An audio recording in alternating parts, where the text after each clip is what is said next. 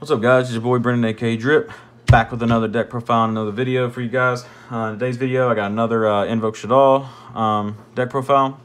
I know some of y'all are gonna be like, man, another Invoked profile. Well, you know me, I'm an Invoked duelist, so that's how I do. I love Invoked, and that's just how it is, my guy.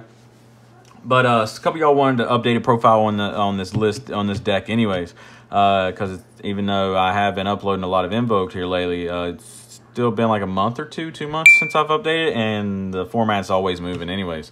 So give you guys a new updated profile. I went undefeated with this profile at my locals, and then over the weekend I had a trophy tournament that I went to with my team, my guys. Not all of them, but some of them, the more competitive ones. And got 4th place with this profile.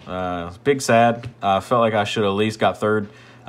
Placement was wrong, but I'll get into that more when we get there. I feel like it was wrong at least, but everybody's tally things is different. So, but it is what it is. Either way, I still did good, and this deck I still have fun with it. I love this deck. Before it was like really good. So, but this is my list. The only thing different between the list that I took to the trophy tournament and the list that I went undefeated with at my locals is a couple of hand trap lineup in my side deck, which didn't really play a part because the list that I actually took to the trophy tournament, in my opinion, is better because the hand traps were more defined, meta-defining, and more well-rounded instead of just being surrounded by my locals and stuff. So, but about that, I'll get more into that when we get there. But this is going to be a longer video with me talking and stuff, so buckle your seatbelts because I'm going to go over a lot of things, even though for the most part, all of it is standard. But standard is depending on really your concept of standard. There's a couple of cards in here that I don't run that other people run. On top of that, there's different versions of this deck. In my personal opinion, I consider to be versions.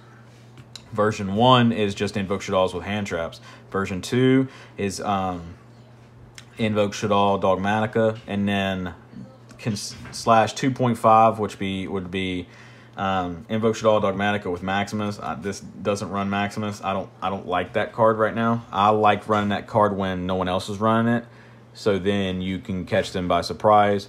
In this deck, I don't want my opponent to out-resource me or even get resources when I'm getting resources, because that's the whole part of Yu-Gi-Oh! Is to out-resource your opponent, and I don't want them getting any kind of resources by me resolving Maximus' effect. If I resolve Maximus, I want to resolve Maximus and make them go neg from their extra deck, not them plussing.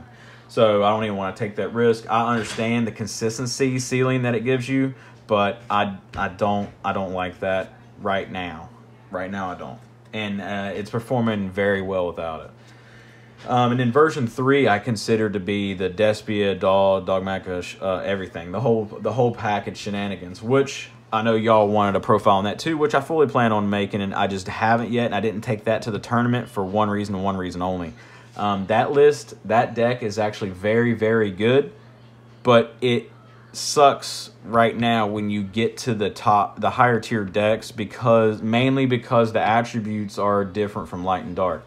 So Despia is generically good at being super poly targets and stuff like that, but when you're mixing with the barrier statue and then the earth and crap like that from Tri Brigade, it's harder to like play against that, definitely when you don't really have no wind or you don't have nothing earth for super poly.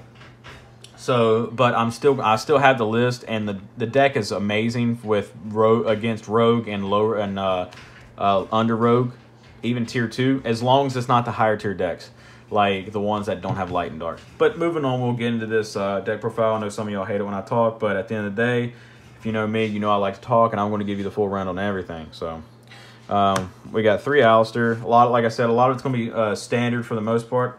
I'm going to put the Shaddolls with the Invoked, obviously. My Shaddoll lineup is going to offend people, but it is what it is. It works for me. I like it. I wouldn't change nothing about my Shaddoll lineup. 2 Squamata, 2 Windy, 1 Beast, 1 Hedgehog, 1 Aerial, 1 Falco, and 1 Dragon. Nobody runs Falco, and I don't know why. 2-2 is perfect because these are basically 2 extra constructs. Wendy's really good in the grind game for the second one. Mainly because we run Invoked Raijin, because one, she's a wind and she gives us a Raijin target. Because if you banish your first, if you only run one Windy, 3 is too many, by the way. If you only run one Windy when you're running the Raijin build, you force yourself to either rely on your opponent having a wind in their grave, or if you banish it and you need it back, it forces you to find a way to bring Ariel back, to flip it back, to bring her back, to use Ariel's Swift effect, which some games you can get away with only running one Windy. I get that. I mean, you can get away with it, but I feel like if you're running Raijin, you need to. Because once you banish the first one, it's nice to have a second one, just for that purpose. But if you're not running Raijin, then don't worry about running second Windy. Potentially, you can trim it down. But in this current format that we stand in now, and you're running this deck, then you're playing the deck you're wrong, or not maximizing on the full potential of this deck if you're not running Raijin, because Raijin gives you so much of a security blanket when you're playing against Barrier Statue and stuff like that. Granted, it does target, and Barrier Statue can be targeted, but by the time it gives you a win target that you can special summon. But that's it for the dolls. The Dogmatika is 1 Ecclesia and 1 Fleur. I don't run. I do not run the Maximus, obviously. This is all you need. If you need more than this, you can bring it back off of your Nadir Servant. So you don't need more than this. This will get you there, I promise. I would like to run a second Ecclesia, but because it is nice to have in your hand most of the time. But there's no room. There's no room. And then on for the last monster in the deck, because it's so free and it helps me get out of sticky situations sometimes. It's just the 1 Golden Lord, just 1. Ever since I added this card to this deck, or any variant of this deck, this card just overperforms because it's a security blanket, helps out a lot of problematic cards, and it's fairly easy to get back in your hand. And also to pitch off those dead spells that you don't really need just to get a free send. It's so free. Moving on to the spells, we got 3 Meltdown. I'm not running Terraforming in this deck. I feel like there's too many Alistairs. Granted, this deck does want to see Alistair as soon as possible, but I never found a situation where I needed the Terraforming to search the Meltdown to give me Alistair. I've always had them without it. Then I have 3 God card, 3 Shaddoll Fusion. Shaddoll Fusion is Shaddoll Fusion. Before some of y'all freak out and go in the comment section, since it is a 1-of, I'll go ahead and put it here. I run 1 L. If you are running I sometimes the second. I mean, L Shaddoll Fusion is really good, but I never found myself where I needed a second one for a couple of reasons. Because a lot of y'all are going to get triggered when we get to the extra deck, and you'll see when we get there. So, but that's moving on to the other 3 ofs. Even though that is a 1-of, I decided to put that there so y'all don't get triggered. We got 3 Nadir, obviously. Nadir is Nadir. Don't need to explain much. Then we got 3 Super Poly, moving up in the world. Traded Jeremy a card that he needed to get 3 of these, so worked out. It was my 3rd triple tactics talent, my ultra rare, to get finally get us a playset of the secret rare, so we don't run the bum-legged 1 ultra 2 super. Eventually, I'll get ultis to match the rest of my deck. Drip, you got Starlight. Brendan, you got Starlight, but you don't have 3 ulti super polys. I know, sad game. And we also got ulti Invocation and don't have ulti super poly. Bad kid, I know. But no, we got 2 Invocations, obviously. It's self-explanatory. Don't need to say nothing. Now, this is the next part that I think I would potentially change. And hear me out, and I'll tell you why. The next card is we got 2 talents. Okay. So let me go to the next card, and then I'll explain more why I would change the talents. The next card is 2 Droplet. Okay, hear me out. This is what I think just for this format. Talents is a very good card for a couple of reasons, but I want to cut this down to 1. I don't want to cut it out completely because there are those rogue decks that still run a lot of hand traps, or the decks that still run a lot of hand traps. But I want to cut this to 1 and basically run a third droplet. But right now I don't own another copy of droplet. These are not even mine anyways, they're Jeremy's. But I would cut this down to 1 and run a third droplet. So if you have the access to droplet, a third droplet or 3 droplets, then do this. Run 1 talent and 3 droplet. My personal opinion, this deck can't be at its fullest potential without these cards anyway. So if you don't have access to droplet or talents, then the deck won't be, the ceiling won't be hard, but you can still get away with like Chalice and stuff like that. But I mean, TTTs should be easily accessible at this point. A lot more accessible than freaking droplets, because sadly droplets is still very expensive at this time of recording this video before Brothers drops. But this card was so lackluster. This card put in work at my locals, but when I used it at the trophy tournament, this card was lackluster, guys. It didn't really do jack diddly squat because everybody's running imperm, and it's not a monster. I couldn't tell you how many times I got excited when like I still had combo, but my opponent hand trapped me, and it was a freaking imperm, and I couldn't do shit. And I was like, oh well, that sucks. On top of that, people are using DPE, so like, yeah, you could still plus off of this like after they resolve DPE, but this is really good when you're playing against the Dragoon deck. So like, because like since Dragoon's not really that big of a card anymore, it is what it is. But like, I mean, DPE, depending on what your hand looks like, could hurt this deck, but I mean, it is what it is. I mean, like my personal opinion, Talents is better when you have or facing Dragoon than when you're playing DPE. But that's just me. So again, if you have access to 3 droplet or your wallet's thicker than mine, run a third droplet and 1 talent. You promise you it'll be a lot better. Last spell in the deck is 1 Foolish. Extra name of anything that you want. This card's just cracked. I don't need to say anything else about it. It's Foolish Burial. It's at 1 for a reason. It's disgusting. So much utility in this deck with that card. Bonkers. Moving on to the hand traps / traps. We got 3 imperm, and then obviously the traps.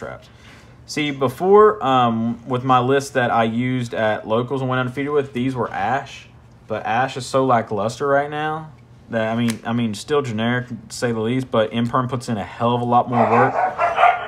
Sorry, my dogs. They're fighting over laying down, and they're not even doing nothing but laying down. But anyways, imperm is imperm, and it puts in a hell of a lot more work than Ash does in this format. Like, I haven't resolved imperm on a single Sword Soul player where they could play through it. I know they can. I'm not saying they can't, but my personal opinion, that deck's ass. Easy pass against this deck. But this deck does struggle against the Bird Up deck and Leerless. Tri-Brigade Leerless, that deck fucking scares the shit out of me.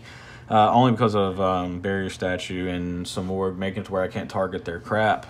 But anyways, yeah, imperm put in a hell of a lot more work. I'm also going to show you all the side deck that I used at the trophy tournament, because it was the side deck put in some serious work. Shout outs to the rest of the gang for DDD, that when we traveled up there, they helped me with the side deck, aka Eric and Tanner. So I know they're probably watching this video. If they made it this far, then shout outs to y'all, man. Y'all helped me a lot with the side decking choice.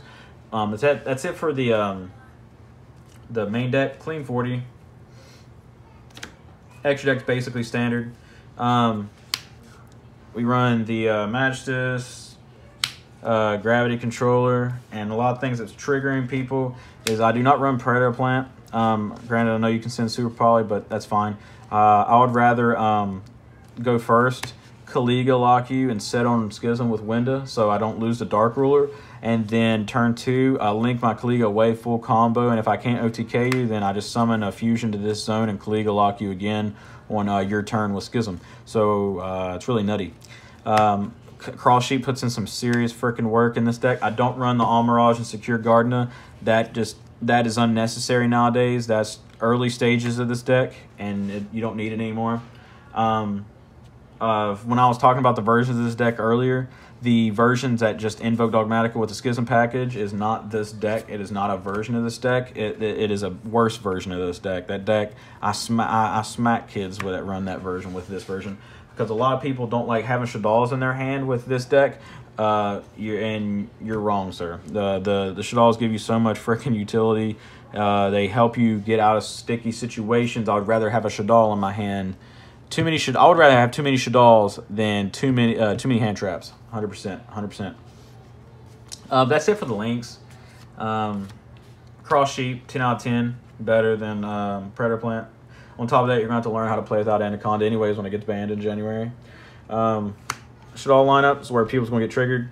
I got 2 Bay, 2 Construct, 2 of the best Shaddoll in the extra deck, and ready to get pissed off. 1 window. You don't need a second one. If you're making a second one, you're just going to lose the game anyways. Because you can shuffle this back with Ab Cologne. You can summon this again with Resh. So if you play the deck right, you'll always have your window. You'll always have it. Always have it. So, and the second one is necessary. Because you 9 times out of 10, if you can't see your Shaddolls, you'll send the first one off of Nadir, and then you'll need the second one to make. 3 is overkill. Same with 3 Construct. 2 is perfect. So this is the perfect Shaddoll lineup in my personal opinion. I've never found myself in a situation where I needed any more. Because the second window in my previous list turned into Raijin in this list. So, and since I've made that change, the deck is ridiculous. I mean, the deck's ridiculous anyways, but here, let me move stuff out of the way to make room for more fusions. But that's the perfect list for lineup for Shaddolls or fusions. Moving on to Invoke. We got 2 Makava. The second one does come up from time to time. One thing I will say in advance, my Despia list, I only run 1 Makava, but that's only because of one reason only. Because with the Despia field spell in my Despia version, you can bring this back off of the field spell. Fun fact. Moving on, we got 1 Agoides, 1 Raijin, 1 Ultimate Conductor Tyranno, aka Purgatrio, and Caligo. All these cards that you basically, for the most part, the reason why this deck is at this moment in time in the format that we're in is better than any other list is because you have so much utility in the extra deck, as in elements and stuff like that. So basically, if you can think about like Omni Heroes, this is basically like Omni Invoked, basically. Because Omni Heroes is so good because their extra deck is fine. There's nothing really restricts them because they get pluses by what their opponent plays, basically. And that's the way you got to think about with this one.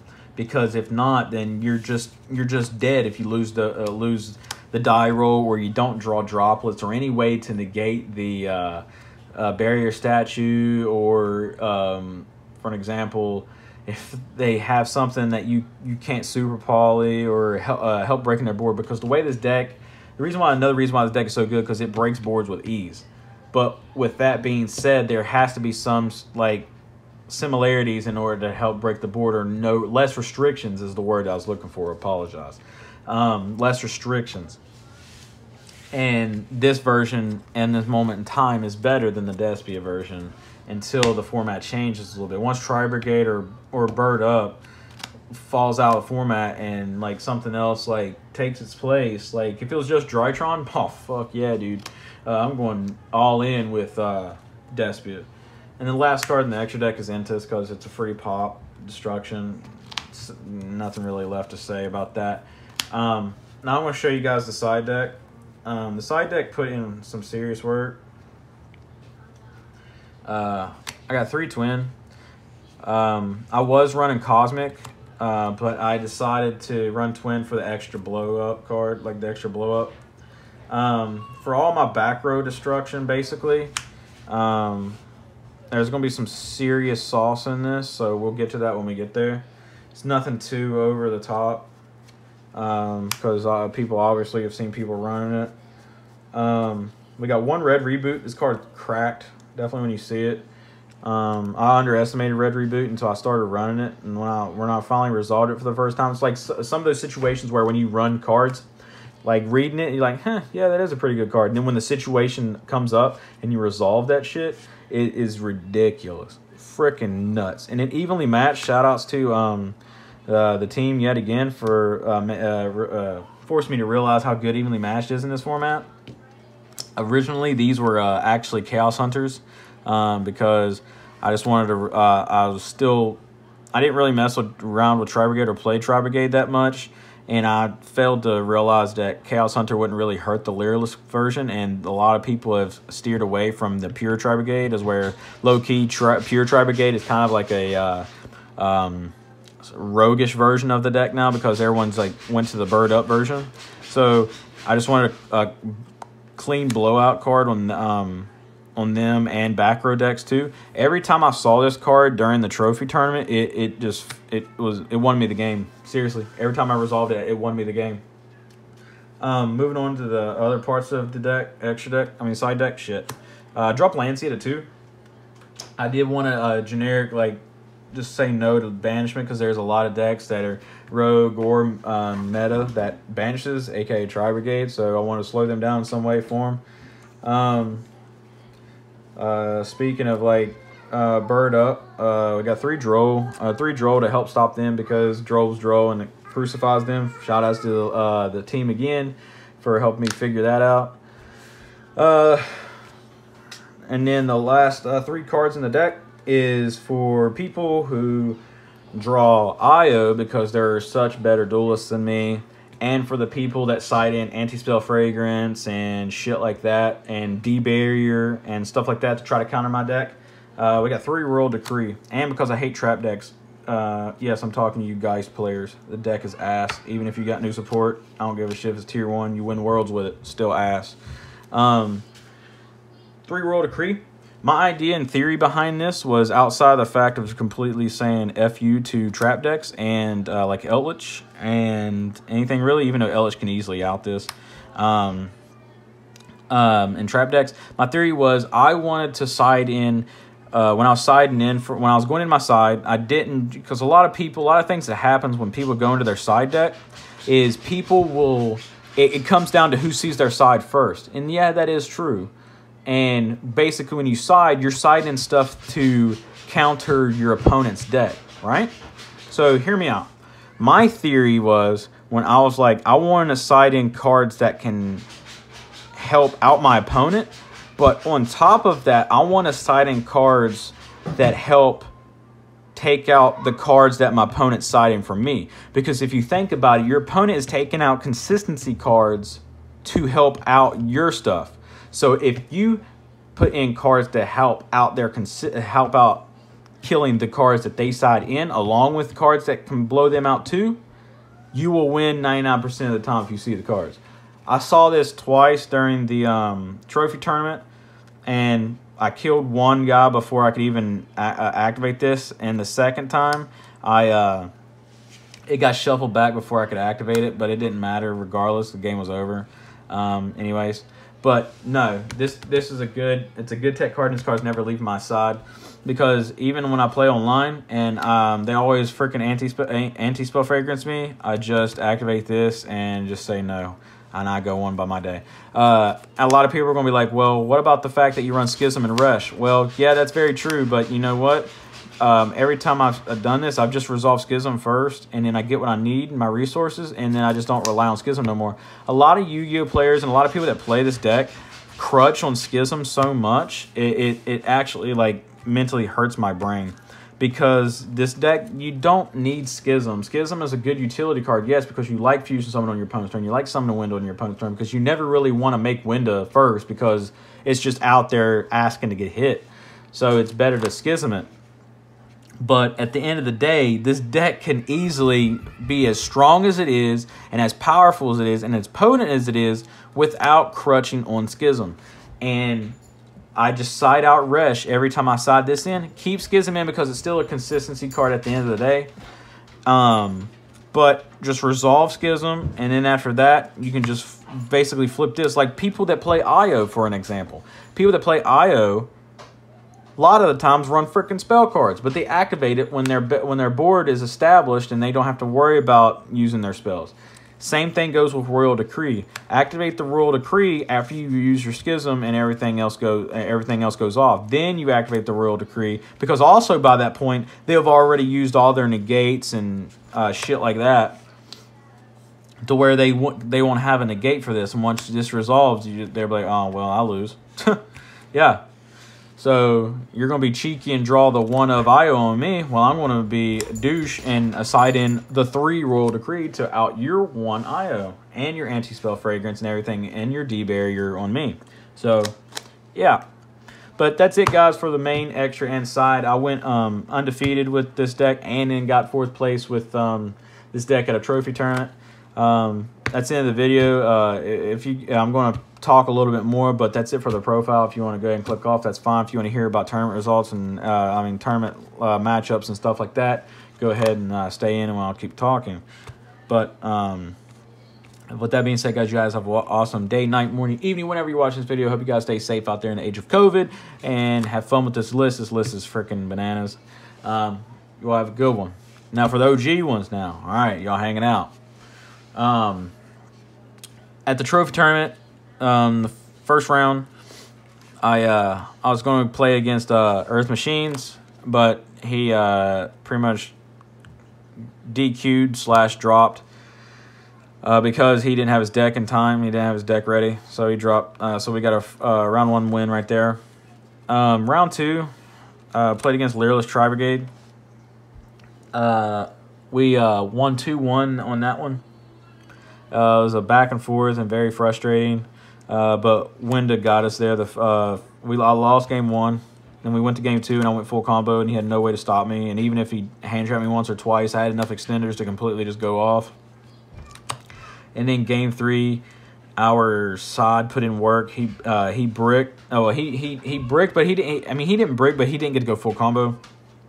And then that's when evenly matched came into play, and we just evenly matched, put in work. For some odd reason, he decided to keep IO, which I mean, I guess a lot of people that play this deck, if they get IO flipped on them, they would just scoop. Not me.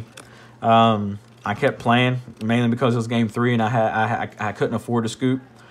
He kept IO, and he couldn't draw into no starters or anything, and I literally kept giving him the Ecclesia beatdown. I just summoned Ecclesia and I held Fleur in my hand just in case if he drawed his starters, and I just kept beating him down with that. Between that and IO, he just kept burning and kept burning and kept burning, and then he ended up starting to get combo, and it was too late, and then I just killed him with Ecclesia and Fleur de Lis and Shaddoll Dragon. Just normal summon and just kept beating him down and won that way. But yeah, and then round 3.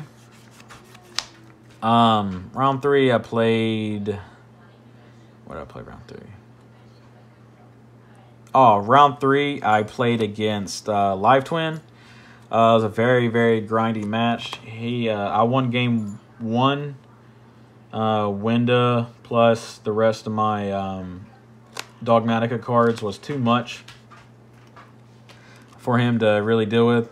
Game 2, he won because that new Link 4 they got is just ridiculous. It gives him so much more utility. The deck is actually very good. I actually fear that deck as a rogue deck. I think it's a lot better than people give them credit for. It's tough. And then game 3 we played, and it was a really back and forth game. He had D barrier and I had Royal Decree. But sadly he had his D barrier set before I activate my Royal Decree. I had my Royal Decree, but I was saving it because I know he was running Judgment, and I was wanting him to Judgment my ship first, and then that was when he ended up shuffling back my Royal Decree. He never activated D barrier on me. I can't remember. I don't think he did, because then this got shuffled. When this got shuffled back, he just, he basically realized he had free real estate to just continue to go off. He beat me. So that was our no, I didn't lose. I tied. We tied in time. Yes, that's right. Because my total record for the whole day was 2-0-2. I had 2 wins, 0 losses, and a tie. 2 ties. We tied with him barely. And then round 4, Sadly, I played against my teammate Tanner, which was really tough because he was undefeated, and I mean, I was pseudo undefeated at the time. I was 2 wins, no losses, and a tie, and we were battling out, slugging it out. Fun fact: Super Poly's a card. I don't know if you know it or not, but Super Poly puts in work. He was playing Leerless Tri-Brigade. He was playing the F-Zero version. The other guy, first guy I was playing wasn't playing the F-Zero version, but Tanner was. I hate playing against friends and teammates. Definitely when it was final round and placement. Basically, if I won, if I won, I would have gotten second or third. And if he won, he would have got first. The way the points were laid out, regardless of the situation, even if I lost, the way points lined up and the way everyone else's record they're lined up, I should have gotten third instead of fourth. And I'll talk more about that in a minute. But game 1, I can't remember if he won or I won. I think he won. And then game 2, I won because of Super Poly. And then game 3, literally game 3, I was trying to give him some time because there was, at the time we were going to game 3, there was only 3 minutes left. I super comboed and try to hurry up because he's my friend. I wanted to give him a chance to combo or try to do something to because if I'm going to win, I want to win outright. I don't want to cheek out a win by attempting to stall or trash kid shit like that. Definitely against a friend. But he didn't have time. By the time I by the time we sided and everything, there was like a minute and a half left. I tried to combo. I gave it to him, and as soon as I passed turn, after his draw phase, time was called. So we tied, and that actually hurt him a lot because he got second place instead of first. Which to a degree, he should have gotten first regardless. Because the guy who got first was the live twin player that I played, and he got paired down in rankings in the final round, and technically Tanner got paired up because the guy who came in first played a guy who was basically in 6th place, if you can think about it, because he had a loss already and stuff like that, and I didn't, and neither did Tanner, and then Tanner played me, which my stats were even with the guy who, the live twin player. Our stats were the same. He had a tie and 2 wins. So Tanner didn't lose at all. And, I mean, neither did the live twin player, but Tanner's points, the way they lined up is Tanner should have gotten first, the live twin player should have gotten second. I should have gotten third because the Tri-Brigade player that I played got third and I got fourth, which I didn't have a loss all day. I had 2 wins, no losses, and 2 ties, which the ties count for a half a point, and he dropped against me. So his record was 3-1, mine was 2-0-2. So he should have gotten fourth and I should have gotten third. Granted, he had 1 other win than me, but he also dropped to me, and my 2 ties count for the full point that I was missing, if that makes sense. So that's the way it should have fell, but it is what it is. But overall, another thing too, if you made it this far, if you want to know why I'm not running punishment, is because if you're not fusing, you're losing. So that's my outlook on that. But I know this has been a long video. It's 33 minutes. If you made it this far, then you're a real OG, and I appreciate it. But I'm going to head out here and let y'all have the rest of the day, since I basically took up the whole day talking about the damn deck. But again, if you made it this far, then I love y'all for it. I love all y'all anyways, but I'm happy that you stood here and let me talk and wanted to hear the results. But with that being said, guys, I hope you guys have a wonderful day, night, evening, morning. Said it backwards, but you get the gist. Hope y'all are staying safe out there. Oh my God, my dogs are playing. Hey, stop. Seriously. They're like kids. But anyways, you all have a wonderful day, night, morning, evening, whenever you're watching this video. Hope you guys are staying safe out there in the age of COVID, and you all are having fun dueling. Good dueling, my guys. Out. Peace.